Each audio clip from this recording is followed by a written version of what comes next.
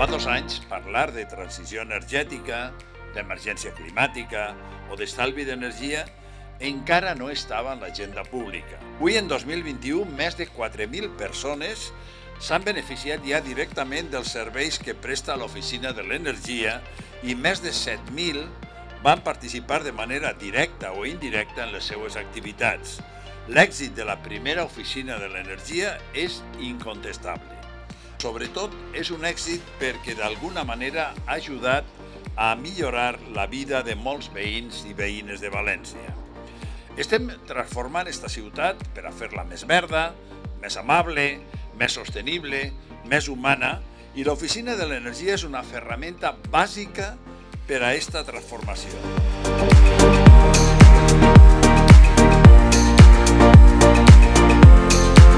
València ja és vista, per fi des de fora, com un referent en polítiques mediambientals i també en polítiques energètiques.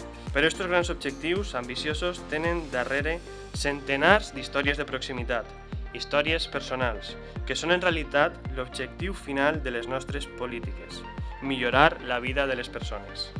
L'Oficina d'Energia serveix perquè la transició energètica pugui fer-se sense deixar a ningú darrere, de forma democràtica, participativa, inclusiva i justa.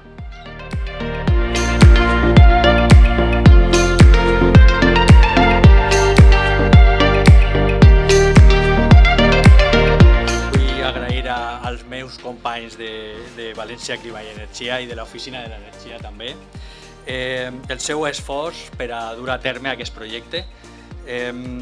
Estic molt orgullós del treball que heu fet i encara més orgullós de pertànyer al vostre equip. Sou molt grans tots. Gràcies.